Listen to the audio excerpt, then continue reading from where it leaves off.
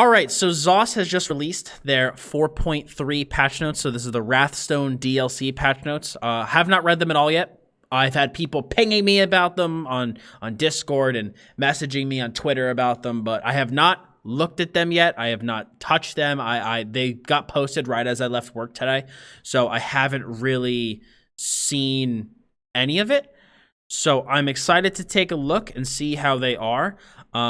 I'm just gonna say in advance, if you're watching this on YouTube, people need to really learn how to be civil when it comes to just disagreements with changes.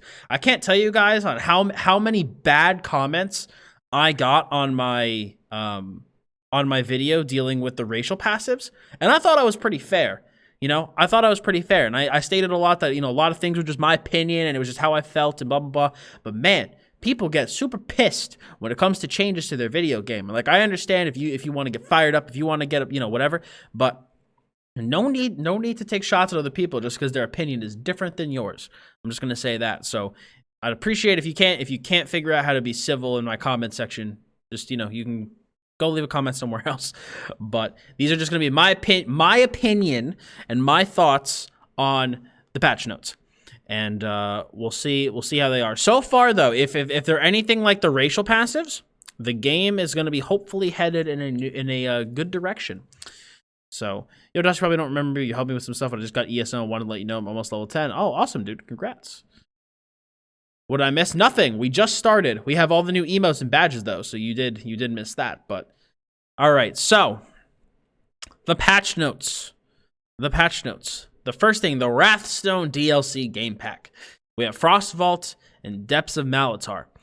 So Frostvault, despite the events of Volenfell, the Scholar, deterred to request Dwarven relics. Tharia's research leads her to a long-lost Dwarven ruin buried in the thawing glacier, where the dwarves secreted away an object of immeasurable importance.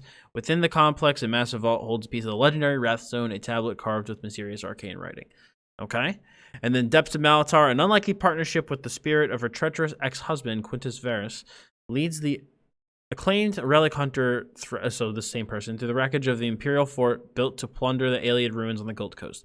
Believed to be abandoned after its destruction and unnamed calamity, Tharia's search, let me actually zoom in here so you guys can actually read this, reveals a terrible secret the Imperials never left. With your help, Tharia helps to overcome the unnatural guardians protecting the legendary artifact brought to the Imperials to guardless Malatar and to ruin. All right. Sounds pretty good. Here, I think let me zoom in a little bit more. There you go. Okay, now I can read it, and you guys can definitely read it. So one is in Western Eastmarch, and the other's in the Gold Coast. Unique achievement are available for completing the dungeons. Stephs, thank you for the follow. Unique achievement for completing the dungeons, including a unique player skin, combat pet, titles, and housing items. Okay, good stuff. Okay, so the new monster sets. Let's start. I'm ready. Let's start moving to this. So it's going to be our monster mask set, only available within the dungeon listed below, and then just the general item sets. Okay, so Icy Conjurer is a line of max magicka, damage, penetration. Applies a minor debuff to your enemy. Applying a minor debuff to your enemy summons a non-reflectable ice wraith that will charge into your enemy, dealing about 19k frost damage over 4 seconds. And this can occur every 12 seconds. That's interesting. That's interesting. You'd have to look to see what kind of classes can apply the minor debuffs like that. And I think this could definitely be an interesting set. The penetration line is an interesting addition there. But this seems okay. Seems like it's a pretty strong proc set though. 19k damage over 4 seconds. But overall, I don't think that's too bad. I don't even know how the hell to pronounce that.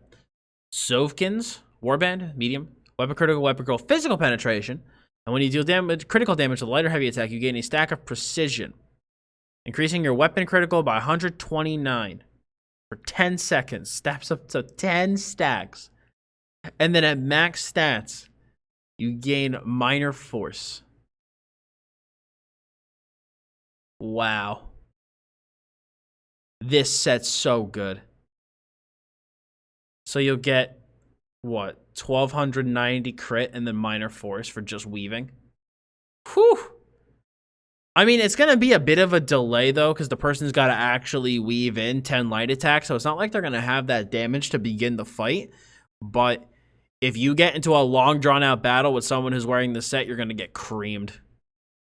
All right, so we got a strong proc set for light, a really strong medium armor set. What do we have for heavy? Stamina, Magicka, Stamina Recovery, Magicka Recovery. When you cast a snare or immobilize ability, or at a target with a snare or immobilize ability, you and up to 11 group members gain major resolve and major ward for 15 seconds, increasing your physical spell resist by 50 to 80. This can occur once every 10 seconds. Okay, that's interesting enough. Hey, Catrisso. Oh, we have 11-month resubs now. I know, almost a year. Thank you so much for the big 11-month tier 1 resub, guys. Let's see some love for Catrisso in chat. Thank you. Appreciate that. And Tommy, what's going on, man? How you doing? So this is good. I think this is actually an interesting set. Applying a minor debuff with non-reflecting ice wraith. I like that. That's interesting. This I think is going to be real good. That's going to be real strong. And then this is not sure how I feel about this. I mean, I guess it'll increase group tankiness overall. I guess I don't know. I don't know when you'd ever really use this over something else though. Like some of the other tank sets. I mean, it could be good to increase overall group tankiness, but I don't know. I think there's other sets that might be a little more beneficial. Oh, here we go. Monster Mask, Stonekeeper. Whoa, that one piece though adds 548 magic and stamina and 603 health. That, whew, man, I thought the Dama House one piece was good. Oh boy. When you block an attack, you gain an energy charge stack up to 1 stack per second. When you gain 6 charges, you release energy, restoring 5350 stamina and magicka. And healing for 5350. After releasing the charges, you cannot regain new charges for 14 seconds. I like that. That is so good. Oh, man. I actually might want to farm this. When you gain 6 charges, you cannot gain charges for 14 seconds. That's really freaking good, dude. I feel like, especially for PvE, if you could kind of get your tankiness to a point where maybe you don't really need, like, Lord Warden or Bloodspawn, this could give you some, like, much-needed sustain. Like, it makes sustain, like, really easy. Well, not, like, really easy, but easier. Huh. I like this. There's a couple sets from this. I'm definitely going to go for this, though. Stonekeeper. I want to try this on my tank. I feel like this could be really, really good. I'm going to have to move some CP and some stuff around, but this looks awesome. This looks awesome for tanks. All right, Depths of Malatar. Orin's Thunder. Health, spell damage. Oh man, we're getting into, I guess penetration is going to be the name of some of these sets. When you damage a nearby enemy with a single target ability, you summon a cone of lightning from your chest for 3 seconds, dealing 1285 shock damage every half second to enemies in the cone. This effect can occur, so it's basically, what, almost 2600 damage per second? It's not bad. Depends how long the cone is. Not bad. Scavenging Demise, weapon damage, weapon critical, weapon critical. When you deal critical poison damage to an enemy, summon the Scavenging Maw, who after 2 seconds attacks the enemy, dealing 7k poison damage and inflicting a minor vulnerability for 15 seconds. That's long. Increase. I wonder if this can be dodged. Because that's a long bit of minor vulnerability. That's interesting. So you have not only the 7k proc, but you also get minor vulnerability for 15 seconds on a 10-second cooldown. So you're basically just flat increasing your damage by 8% against the target. It's gonna depend on whether or not this is like dodgeable or not, whether or not like this set is like real good or just like, you know, like pretty good. You know what I'm saying? But I think so far the sets overall, they seem good, but nothing seems super busted. This I do have a little bit of concern about Sovgin's Warband. That, you know, but again, I think the fact that you need to get to 10 stacks, so you have to weave 10 times, it has a bit of a delay there.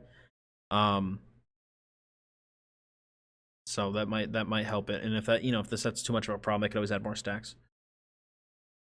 All right, so Frozen Watcher is a heavy set, stamina, health, and stamina. You summon a blizzard around you while blocking, inflicting 1,000 frost damage every second to your enemies within a blizzard. Well, it depends how wide that is. Your blizzard has a 15% chance of inflicting shield on enemies. Yeah, exactly. 10 weaves if you get all crits. Yeah, that's why I don't think this is going to be too bad. That's why I really don't think this is going to be too bad. Because you have to get 10 crits. So it's not even like it's 10 weaves. It's 10 crits. That's why I really don't think this set's going to be too bad. Like, at first glance, you're like, whoa, you know, because that's a lot of weapon critical and minor force. But don't forget, the more crits that you get at first, you know, you'll be more likely to get a crit on your next light attack. But I think this set's going to be good, but I don't think it's going to be too bad, again, because you need the crit to even stack it in the first place.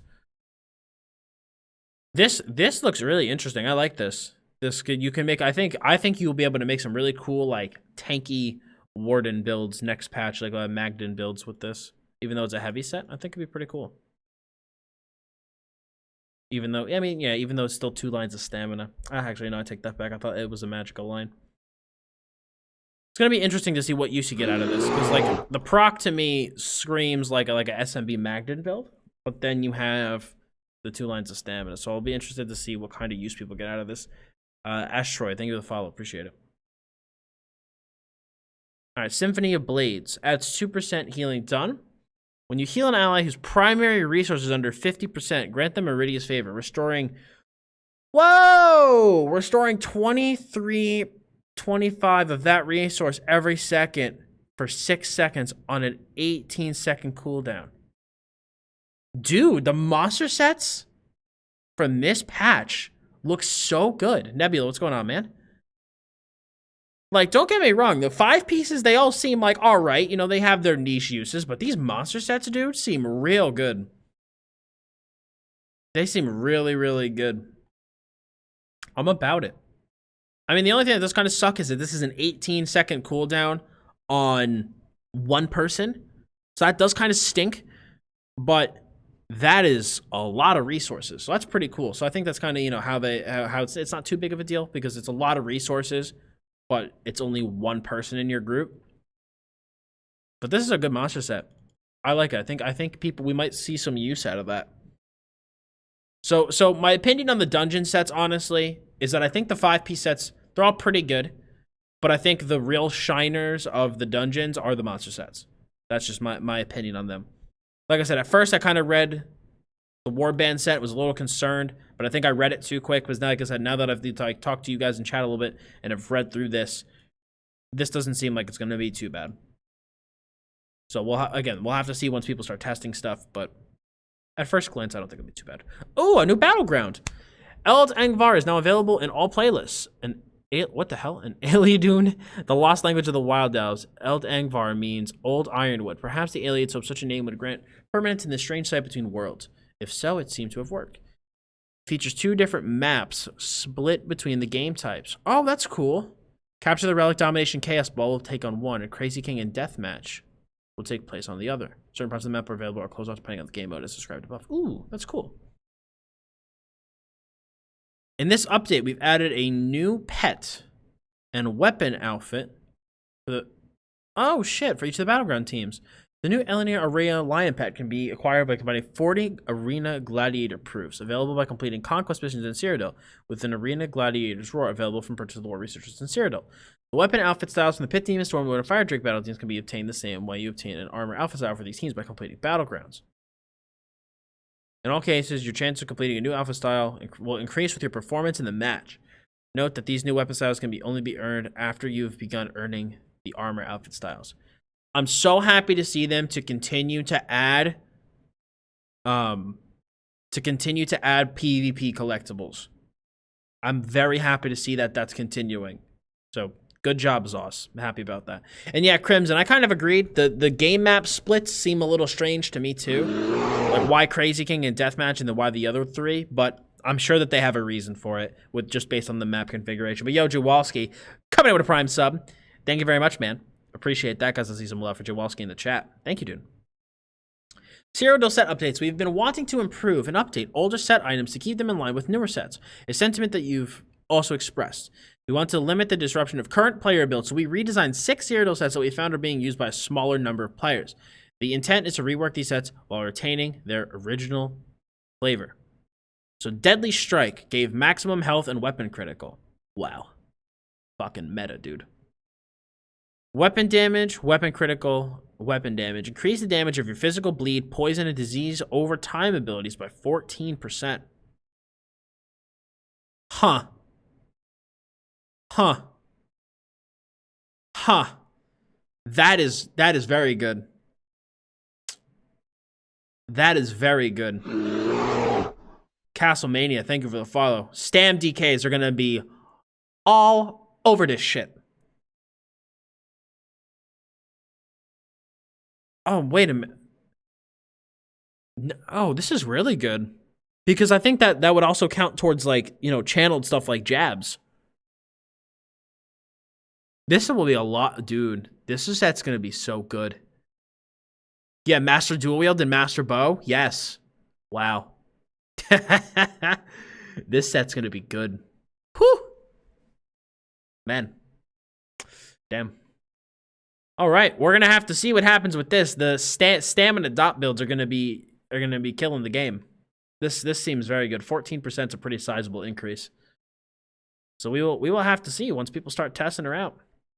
Buffer the Swift. Magicka physical resist, spell resist, reduced damage taken from players by 10%.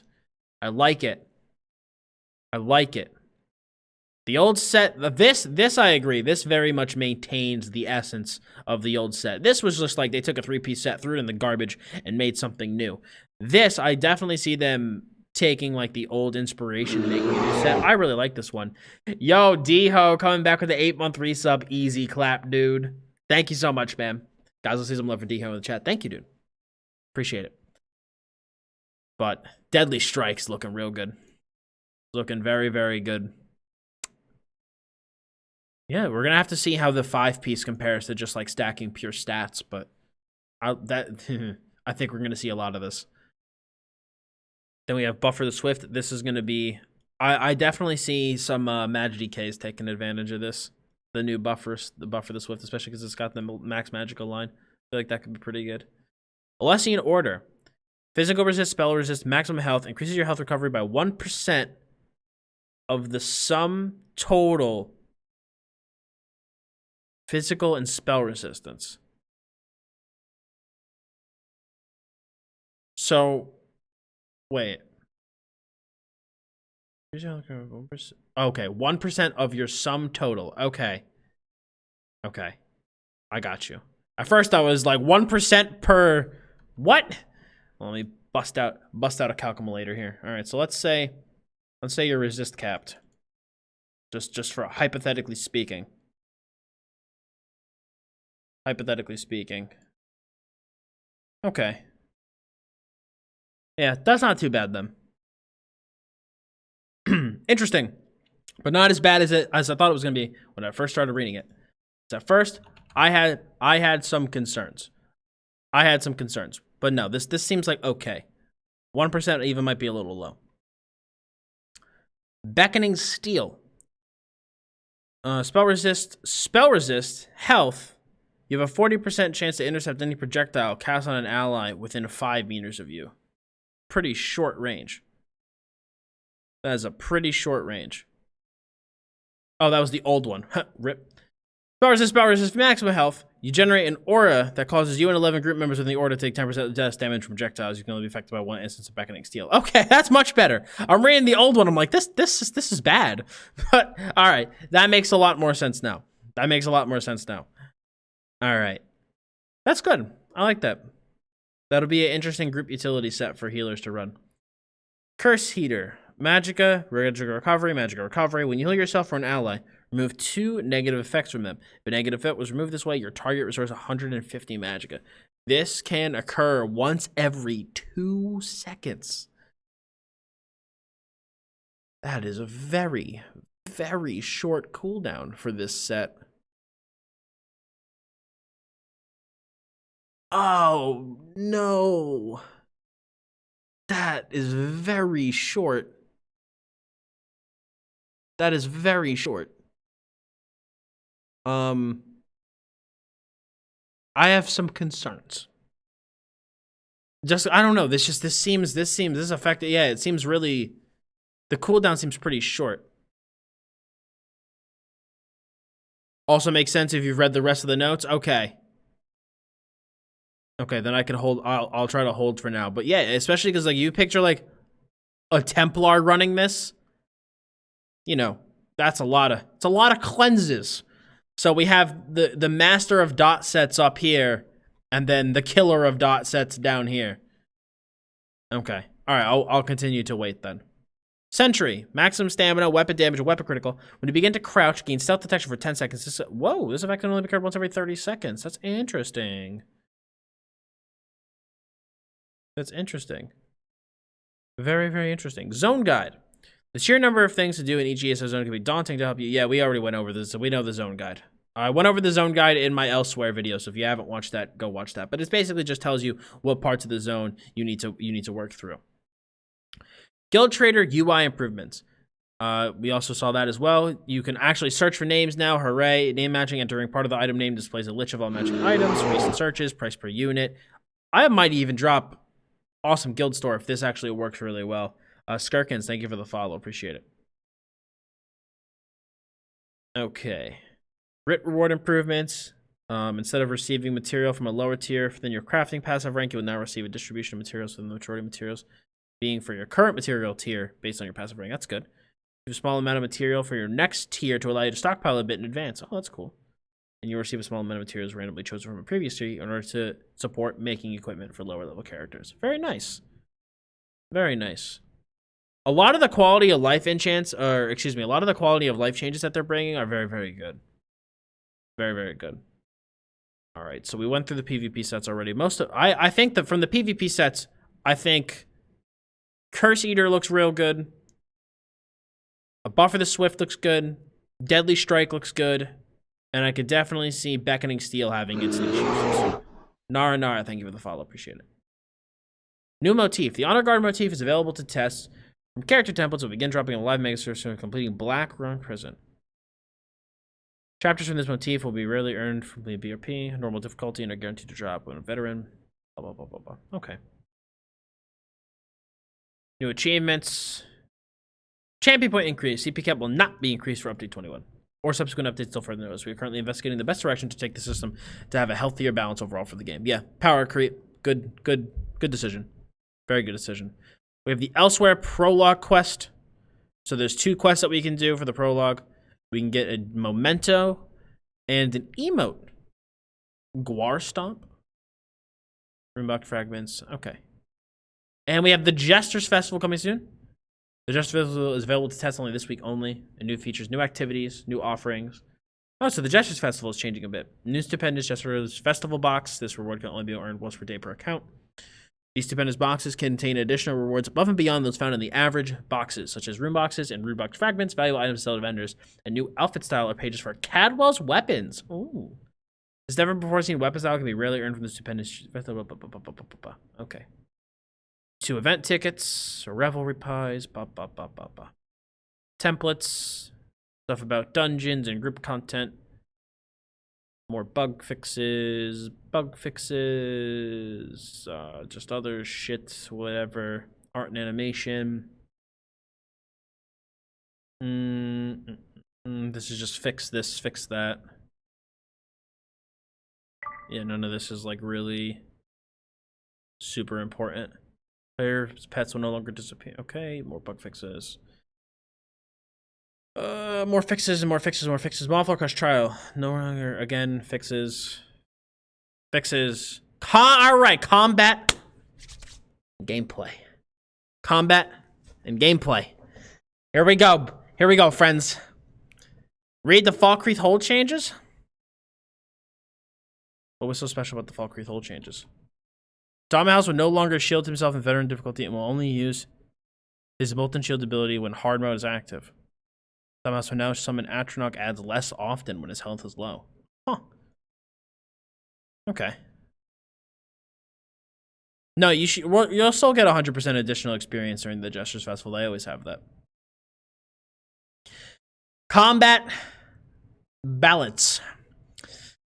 General, fix an issue where your ability bars could appear desynced from the actual weapon you were holding if you attempted to bar swap too frequently while casting another ability. Fix an issue where some crowd control abilities could cause targets to get stuck in water. Successfully heavy attacking a target that is blocking will now provide half the resources rather than none. This means if your heavy attack would restore 2160 and the target blocks it, it'll now restore 1080. This change is aimed at retracting some of the polar counterplay this mechanic previously provided. Before, if you merely activate a block while you were trying to recuperate resources, you can continuously starve your recovery. The change now helps reward thoughtful gameplay where a meaningful activation of block can determine the flow of combat with less stark contrast. Dodging a heavy attack still prevents all resources from recovering. We continue to investigate this performance to see if other adjustments need to be made. If you merely activate, I'm trying to understand the note. If you merely activate a block while you were trying to recuperate resources, you could continuously starve your recovery.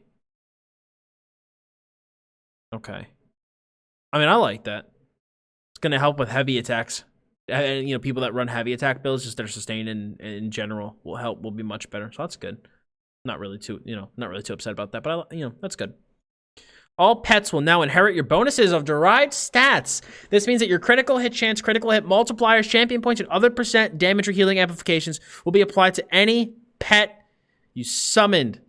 Item sets that summon pets will continue to not inherit your critical strike chance.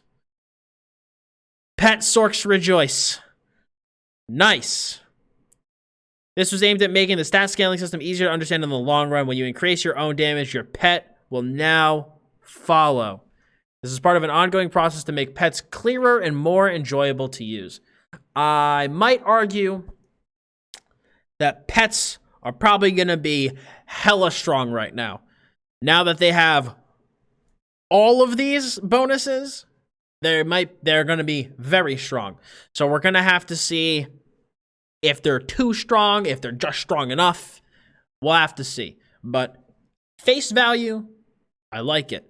Face value, I like it. They're going to have to maybe decide like whether or not, if they notice that pets are doing too much, then they might need to scale it back and maybe make it like 50% of your percent, like your champion points, multipliers, whatever, all that stuff. Like, face value, I like it, but at least with them doing something like this, they can decide like, oh, pets are too strong. That means that pets are now going to do 50% critical hit chance, 50% multipliers, 50% CP, something like that. So we'll have to see as time goes on. But I've seen this in other games where your pets really they derive your stats. So it's good to see something like that come to ESO.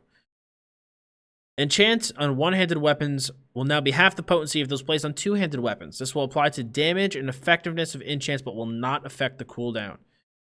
That's good, because for a while, dual wield's always kind of been superior to 2H, like in regards to the enchants, because you can have two fully functional enchants as opposed to one fully functional enchant. But this makes a lot more sense. This change was made to better align with the current functionality. The differences in one-handed and two-handed weapons. Traits and item slot progression are worth twice as much in two-handed weapons than they are in one-handed weapons, and previous interactions broke that paradigm in the case of performance. This I'm so happy to see. This should hopefully help continue to close the gap between dual wield and 2H, which is something that needs to happen. So I'm very excited about this. Very excited about this. This is a good change. This is a nerf I'm very happy about, actually. Very happy about. Buffs and debuffs. Fix an issue where major and minor evasion were affecting skills that they should not have been. The following abilities and sets will no longer be affected by the damage reductions. Okay. Just those sets. Abilities that provide major buffs that are not associated with healing or damage will now apply to a maximum of 12 targets. Below, okay, so things that would be like X amount of people in your range. 12 targets, so just one full trials group. Makes sense. Due to the structure of our group sizes, yeah, exactly. Okay. Fix an issue where gaining any source of Empower would override a previous source, even if the duration was shorter. The longest lasting duration of Empower will always gain priority. Good. All right, now for the classes. Dragon Knight. Fix an issue where the damage return of this ability is morphs applied before an attacker had completed their attack, which would prevent bonuses such as stealth to apply. The damage return will now fire after the incoming attack rather than when it began. So this is effectively like a buff for this. Because like now if you get hit Wait, is it? That's not proportional, is it? Hold on. I don't think actually that might not even be. Hold on. Let me actually read the fucking tooltip. Let me pull up one of my Maj DK builds, if I can find it. Blah, blah, blah, blah, blah, blah, blah, blah, blah. No, so it's the same. Doesn't scale at all. So hold on, and its morphs applied before an attacker had completed their attack, which could prevent bonuses. Oh, now I get it. Okay, so that's, if someone from stealth was attacking somebody with spiked armor, the spiked armor would hit them, take them out of stealth, and prevent the stealth bonuses from being applied to their attack. Got it. All right. Valthrill, thank you for the follow. Okay, that's good. That's good. Good bug fix. Good bug fix. Okay, it took me a little to understand that, but I got it. I got it. It makes total sense. DW is way too strong at the moment. Yes, I agree. I completely agree. Way too strong. Assassination, mark target, updated the death recap hint for this ability. Better hints, boys. Shadow Cloak, fixed an issue where this ability and its morphs were being removed from damage over time effects from seized weaponry that was applied to your character, such as fire ballistic damage over time. Daedric Summoning, updated the tooltip for all summons to better indicate the weapon damage healing provided. Boundless Storm, reduced the cost of this ability and its morphs by 34%. That makes sense because Boundless Storm was like really expensive, especially like you said after the changes to Major Expedition. Good. Implosion. Rename this passive to Amplitude. This passive is now a reverse execute mechanic, increasing your damage against targets by 1% for every 10% health they currently have. The minimum bonus this passive could provide is 1% increased damage done. The change was aimed at helping sorcerers' damage production go up, while helping them in targeted gameplay pattern of getting specific health thresholds, detracting from the feeling of uncontrollable burst from the caster, and sudden movements of low telegraphed high damage for the target. The HP thresholds are as follows. That's fine, dude. Honestly, I love this. Sorks had like 1,000 executes. Honestly, Sorks that, no, and I know I see people in chat saying rip Sorks. No, not rip Sorks. Sorks had a lot of execute, damage. So it was like to try to get someone, especially from Mag Sork, to try to get someone to execute range was its own battle. And then like they'd get into execute range and all of a sudden they would just explode into nothingness. But now you're going to probably be able to more reliably get someone down lower to actually use your execute skills to kill them. I like this. This is good. Yeah, your initial 10%. Yep. Rips. Yeah, you get a 5% bonus. Your DB initial is equals 10%. Exactly. No, this is good. Especially because it's passive too. No, this is good. I like this. No more cheesing autonomous execute. Yes. This is good. This is a good change. I like the way they redid this. Me too. Gets them into spin to win range faster. Exactly. That's if you ran execute forces Mage's Wrath. Yes. Yes, you can no longer just crutch on implosion. You have to actually slot the execute to get the execute, which in my opinion is healthy.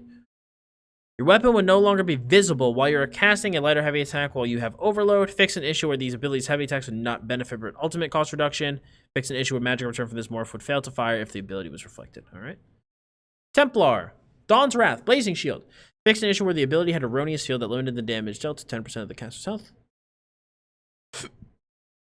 Wait. Fix an issue where this ability had an erroneous field that limited the damage dealt to 10% of the caster's health. I really don't know what Blazing Shield, like, I haven't, like, read, let me read that tooltip. Because I'm, like, reading this and I'm like, I don't know what the fuck this does. Blazing Shield. Surround yourself with solar rays, granting damage equals to 30% of your max health for 6 seconds. Your enemy increases the shield strength by 4%. When the shield is activated, when the shield expires, it explodes outwards, dealing 30% damage. Oh, okay, that's good. So it's like a fix to it. Okay, I think if I'm reading this correctly. Increased, fixed an issue with that limited the damage dealt. 10% of. Oh, instead of it being 30%, it was 10%. Okay, well, that's good. They fixed it. Nice. Good shit.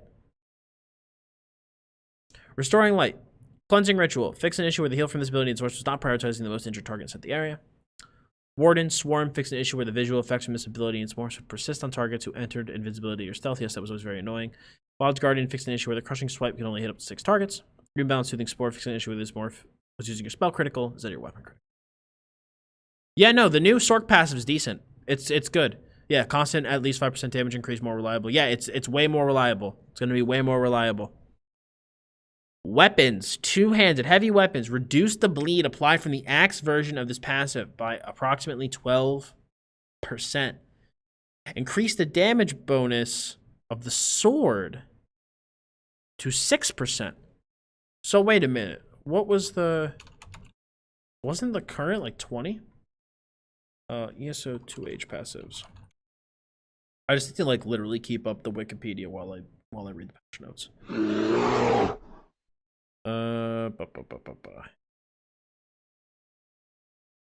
Wait.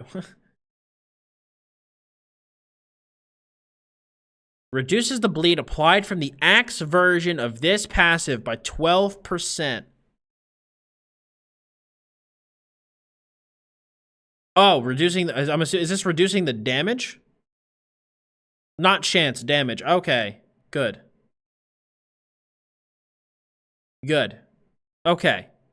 I started reading that and I was like, wait a minute, that's gonna have no chance to proc. Dude, man, I gotta read slower. This is like the third time I've read way too quickly. Reduce the bleed applied. So that's good. That's good. Yeah, I agree now. They nerfed the bleeds applied from the passives. They buffed it with out of the set. Yeah, it all kind of goes hand in hand. I agree. Yeah, this stuff's live on the PTS. Momentum. Fix an issue where the healing from this ability needs more unintentionally proccing melee attack related requirements. All right. Raycoons and Call Me Chief. Thank you for the follows. Dual wield twin bladed blunt. Reduces the bleed applied from the axe version of this pass by 12%. Increases the damage done for the sword version by 3%. I'm glad to see them buff swords. The axe version of both twin blade and blunt and heavy weapons was previously over budgeted and provided far more total damage to your target than the other weapon types. Additionally, the bleeds applied from these weapons were performing well against all armor types rather than focusing on being better against only targets with high physical resistance. We are still closely monitoring the bleed from these passives and investigating ways to better distinguish the play patterns between axes and maces. The sword versions of both these passives are also under budgeted since their bonuses were additive. We've increased this to 6% in the meantime to fix some of the truncation issues with dual wields, and we'll continue to investigate to ensure swords remain a viable choice of weapon type. Good. Good. I'm glad to see that. Yeah, that's why I was like, I misread that. Scattershot. Fix an issue where the stun applied from this ability and its morphs was not able to be broken until the knockback had been completed, which made which made it felt less responsive to CC break. Thank God. Go back to Templar. You skip Barrage. Solar Barrage. Increase the damage dealt from this morph by 10%. This ability now grants an infinite and power bonus during the entire duration. Wow, that's very good. And certainly found that melee magic of base Templars were struggling to contend with other melee damage spots at organized play. And this change is aimed at remedying that. We've specifically targeted more of the single target damage production of the class with this change as their cleave DPS in a relatively healthy spot. Wow. Wow, very nice. I frickin' missed that shit. But yes, dude, Scattershot finally getting fixed. Thank God. Volley. Fix an issue where the abilities from Volley and its morphs were unintentionally blockable. Since this is an ability's ground-based area of effect, damage over time, it is intended to follow the same rule sets as the others, which could not be blocked or dodged. Hashtag facts. Good. Destruction Staff. Ancient Knowledge. Removed the requirement of having a Destruction Staff ability slotted to gain the passives. Wow. Now you simply need to equip the Destruction Staff type of the buff you wish to get. Wow. It's about time. I've wanted something like this for a while. Wow. The passive was far too restrictive in the sense that it required you to be actively wielding the weapon type necessary to unlock the desired passive while also slotting an ability from the skill line as well. Now, only need to equip the staff type desired. Traditionally, our passives fall into one of 3 categories while using X of ability type, blah, blah, blah, blah, blah. I have been waiting for something like this for quite some time. I can't tell you how many times I tried to make Destro Staff Mage DK builds, and I was like, I really don't want, like, though I would like make the build, and I'm like, I really don't need Ellie Drain or something, or I really don't want Clench here. You know, like, I want to just use the staff, you know, for the bonuses that the staff provides, but you were never able to, and it kind of crammed your bars even more. So this is very good. Very, very good. Very excited about that. Fix an issue where the area of effect detonation of the ability Shock Clench Explosion was not able to critically hit. Alright, so that's fixed. But, dude, this is hype. Ancient Knowledge change. That's hype. Soul Magic, Soul Trap. Fix an issue where the initial hit from this ability is morphs could remove target sneak. Damn, dude. Soul Trap was a bane of my existence, dude. It was too much. Vampire. Fix an issue where the visual effects of movement speed buffs were displaying around invisible legs while entering mist form. You will no longer look like a running dust cloud. Pain Olympics and Rise, think of the follows. Fix an issue with the bleed from the light attacks while on werewolf transformations because they'll trigger enchantments. Fix an issue where your character would turn invisible when transforming back into human form after jumping to a new area. Undaunted, the synergy from this ability in the Morse now has a minimum range of 12 meters to activate instead of 18. Rejoices you no longer need to sprint back and forth from varying ranges like an Olympian to activate these bonuses. There you go.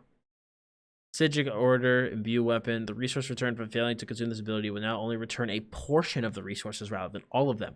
This is done to fix an issue where you can get more resources back than you originally had while casting it when used in tandem with sources of cost reduction. That's good. Deliberation. Fix an issue where the major protection granted for this ability was unintendedly stronger than other sources of major protection. Vigor. Fix an issue where the ability and its morphs for unintentionally proccing abilities. Okay. Rapid maneuvers. This ability and its morphs will no longer provide immunity to snares or immobilizations. Wannabe Hunter and Azanu, thank you for the follows.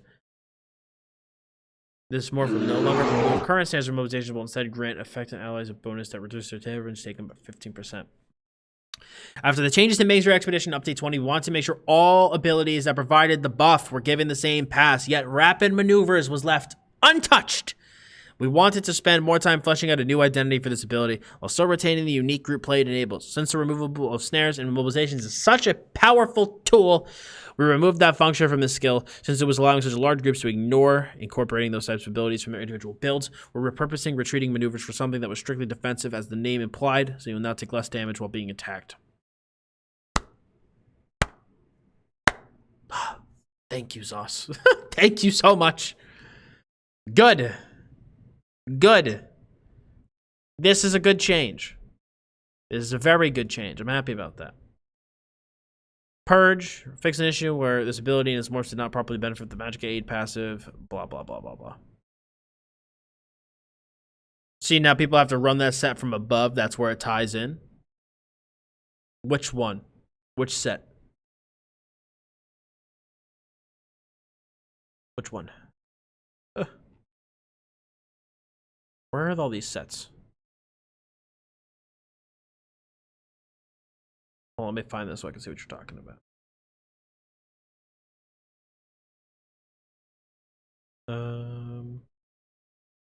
The one that removed 2 negative effects and the tool's taking cooldown? When you hear yourself an ally, remove 2 negative effects on them. Oh, I see, because this can now be removed to use snares and shit and zergs, while this no longer can be. Okay, I see what you're saying.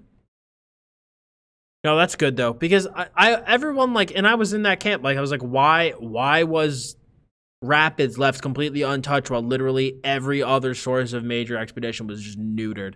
So I'm glad to see that happen. Something like that needed to happen very, very badly. Racials, I'm just gonna breeze through these because everything looks, I think, is just gonna be the same as what we saw. I don't think they will have changed any of the passives from the other day to today. I think these are all going to be the same. Yep. Looks like it. Fixed an issue where multiple item sets were not prioritizing the most injured target. Oh, they fixed Night Flame. Nice. So we have Deadly Strike now drops in Robust. Headrose Guile. Multiple procs, fix an issue. Fix an issue, fix an issue, fix an issue, fix an issue. Soldier of Anguish no longer drop bows and staves. Well done. Applejack, thank you for the follow. Alliance War and PvP. The snares from Siege Scattershot and Siege Trebuchet Ice Ball can now be purged. That's nice. Mender guards now have a damage shield that soaks up their damage appropriately. Expanded subzones between keeps and resources in several areas to permit credit assignment of attack and defense bonuses. Increases defense AP for keeps and outposts, which is nice. Siege weaponry that applies dots will no longer break invisibility from players when hit. Battlegrounds slightly move the flags to some capture locations and deeping drone. This is just all fixes. Crits. Fixes, achievements. I think that might be it. These are just bug fixes. Huh. I have never felt so calm after reading patch notes. I have never felt so calm. There's nothing that I want to like be like, these are good. These are good. These are good. Can you explain this? Added a loading screen tip that says once you've begun a light attack, you can immediately activate an ability from your skill bar without interrupting that light attack. It basically teaches proper weaving and animation canceling on light attacks. Yeah, they're nice. So many build updates to do now. What do you mean? I mean the only the only place where build updates are going to be coming from would be like if you need to change your race. I mean, don't get me wrong.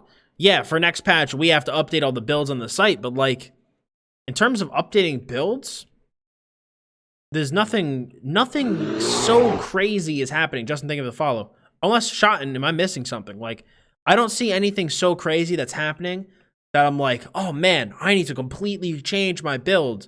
Like, most of my builds, I think, are going to pretty much stay the same. Incorporating new weapon sets? Do you mean like the new 5-piece sets?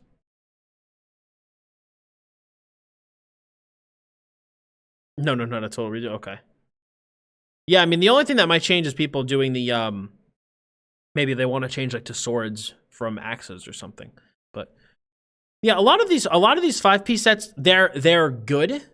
They're good, but they're not so broken that I think people are gonna like flock to them. You know what I'm saying? I would arguably say that the monster sets from these two dungeons, they will be farmed because they are going to be very good. But yeah, this is very nice. Yeah, I am. Yeah, exactly. But not better than Relic and Advancing Yokeda. Exactly. Yeah. Yeah, I'm happy. I'm happy. And yeah, actually, what's really cool is that Warband is like Advancing Yokeda Light. So if you can't do a trial and you want something like that, you can get this set. Yeah, they're usable but not absurd. Absolutely. No, I'm happy. I'm happy overall. Like I said, this is the first like set of patch notes that I can remember where, like I said, afterwards I'm just like, all right, you know, like all right, like you know, that they are what they are. I'm not like, you know, upset or bothered by anything. It's just they're the patch notes. I think a lot of the new PvP sets are looking pretty good. Deadly Strike's looking pretty good. Buffer the Swift's looking pretty good. Curse Eater's looking pretty good. But, like, again, useless sets that are now actually going to be decent to run in certain situations. So I'm a fan. I'm a big fan. So I think that's gonna be it for the patch notes. So I'm gonna do my little outro for YouTube. But if you guys, hopefully you guys enjoyed listening to the patch notes. I know this video is on the longer side, but I wanted to read through them. Like I said, I haven't read through them before this, so again, you know, I kind of had to like reread some stuff and figure some stuff out. But I'm interested to hear what you guys think about the patch notes. If you made it to this part of the video, you're a trooper. I'm interested to hear what you think. Leave your comments below. Again, please keep it civil. I have my opinions. You have your opinions. Everyone has their opinions, and that's what they are. Opinions. So I'd be interested to hear what you think about the notes. Leave your comments and whatnot below. If you guys liked the read through, if you guys liked my opinions and agreed with what I said, press that like button. And for more ESO content to keep up to date with all the stuff with Wrathstone and everything else coming up, please hit that sub button as well to hit the bell to keep notifications on. So thank you guys so much for stopping by. As always, I'm Dots Gaming, and I'll see you in the next one.